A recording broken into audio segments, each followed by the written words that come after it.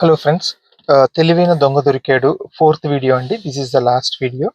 అంటే చాలా మంది నన్ను అడిగారు కూడా, ఎందుకు ఒక మనిషి మీద ఇన్ని వీడియోలు అన్నప్పుడు, ఈయన కూడా సన్ ఆఫ్ ఇండియాలో మోహన్ బాబు లాగా ఒక ఇంట్రెస్టింగ్ పర్సనాలిటీ అన్నమాట. ఆన్సర్ చెప్పలేనివి, ఉం, ఇప్పుడున్న సొసైటీకి సెట్ కానివి, వీళ్ళ మతంలో ఏమున్నా కూడా నాకు దాంతో సంబంధం లేదు, నేను వాటిని ఫాలో అవ్వను అని చెప్పేసి జస్ట్ ఆ మతాన్ని క్యారీ ఫార్వర్డ్ చేయడం కోసం దాంట్లో ఉన్నవే కొన్ని నాన్ కాంట్రడిక్టరీ విషయాలు తీసుకొని, ఇది నా నమ్మకం అండి, దీనివల్ల నష్టం ఏంటండి, అలా అంటాడనమాట. బట్ ఇండైరెక్ట్ గా ఆ మతం పేరునే వాడుకుంటాడు. ఆ సనాతనం అయితే సనాతనం, హిందూ అయితే హిందూ, దాన్నే వాడుకొని మన దగ్గర ఇలా అంటారు గాని, బట్ వెనకాల మాత్రం ఆ దాంట్లో ఉన్న అన్నిటిని ప్రమోట్ చేస్తుంటారు అనమాట వీళ్ళు. ఇది ఒక టైప్ ఆఫ్ తెలివైన వీళ్ళు. ఉం? మంచి వాళ్ళలాగా న్యూట్రల్ గా ఉన్నట్టు ఉంటారు కానీ, but end of the day they do support all these things. So ఇలాంటి వాళ్ళని ఎక్స్పోజ్ చేయటం కూడా చెయ్యాలి కాబట్టి. అంటే చాలా మంది ఏమనుకుంటారంటే, ఆ మంచివాడు పొద్దున్న లేస్తే ఏదో పూజలు చేసుకుంటుంటాడు, మనకెందుకులే అని వదిలేస్తారు. కానీ ఏదైనా మూఢనమ్మకాన్ని ఫస్ట్ ఫస్ట్ ఈజీగా క్యారీ చేయగలిగేది వాళ్ళే అన్నమాట. స్లీపర్ సెల్స్ అన్నమాట వాళ్ళు. పైకి డేంజరస్ గా అనిపించరు. కొంతమంది మూఢభక్తి, మతోన్మాదం అరుస్తూ ఉంటారు. వాడిని చూడగానే వాడి ఇంటెన్షన్ ఏంటని అర్థమైపోయింది. కానీ ఇట్లాగా న్యూట్రల్ గా ఉండి, ఆ ఆ, నాకు వీటన్నిటితో నమ్మకం లేదండి, నేను జస్ట్ వీటినే ఫాలో అవుతాను అని ఇలాగా కవులు చెప్పేవాళ్ళు చాలా డేంజర్ ఉంటారు. సో ఇలాంటి వాళ్ళ మెంటాలిటీని అర్థం చేసుకోవడానికి, వాళ్ళని ఎలా కౌంటర్ చేయాలి, ఇంకా ఇలాంటి వాళ్ళ వల్ల ఎలా నష్టాలు వస్తాయి అనే ఎగ్జాంపుల్ కోసం తీసుకున్నాం. కానీ మనకి ఎవరి మీద పర్సనల్ ఇది లేదనమాట. ఓకే. ఇంకా టాపిక్ లోకి. సో దేవుడు జీవుల్ని ఎందుకు సృష్టించాడు అనే అడిగిన నా క్వశ్చన్ కి ఈయన ఏవో కొన్ని ఆన్సర్లు చెప్పాడు. దానికి నేను కొన్ని ఆన్సర్లు ఇచ్చాను.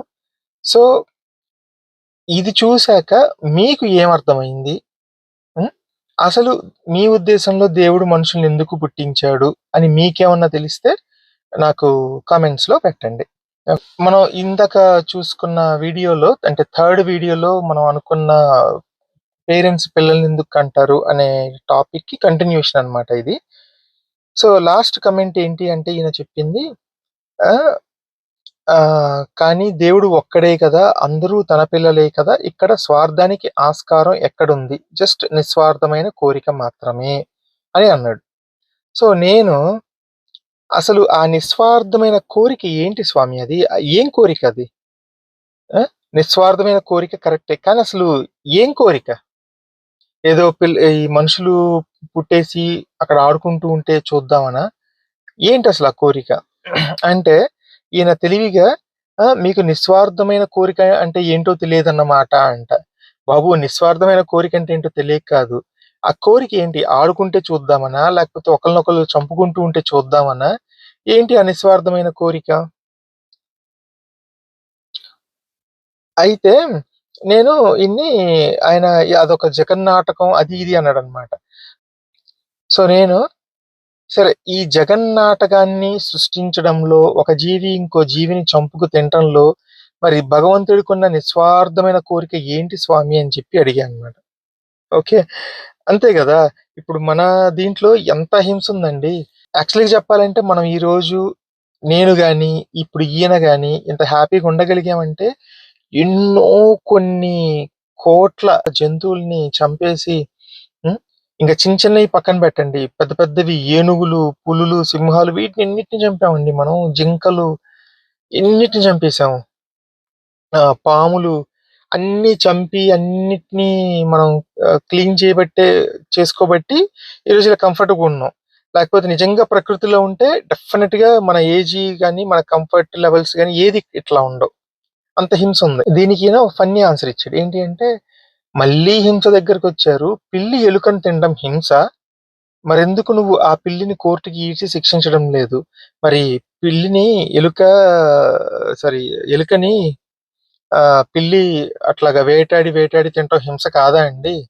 చక్కగా పిల్లి పాలు తాగి బతికేయొచ్చు గదా! ఎందుకది వేటాడుతుంది?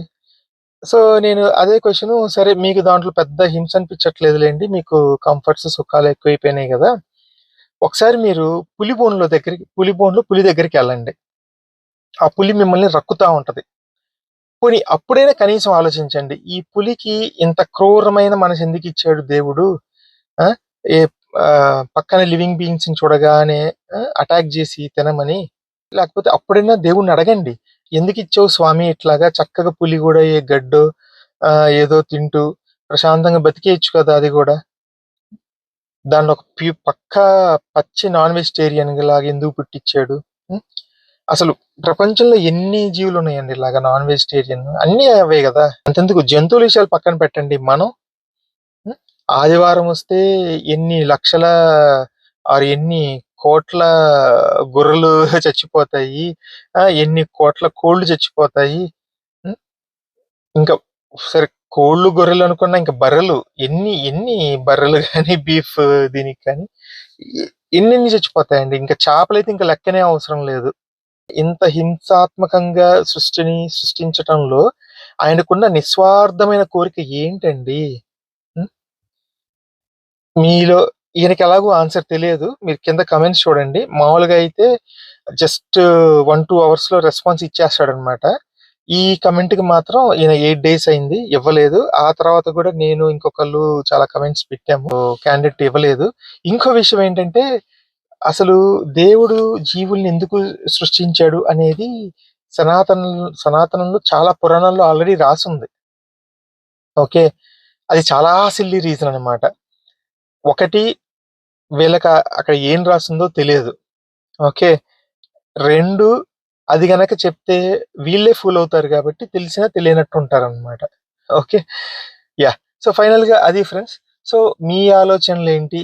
దేవుడు మనుషుల్ని, ఈ సృష్టిని, జీవుల్ని అన్నిటిని సృష్టించి ఈ జగన్నాటకాన్ని ఎందుకు ప్లాన్ జేశాడు? ఏంటి ఆయనకొచ్చే లాభమేంటి? హ్మ్. లేకపోతే ఆ నిస్వార్థమైన కోరికేంటో మీకు గనక ఏమన్నా తెలిస్తే కామెంట్స్‌లో పెట్టండి. బై.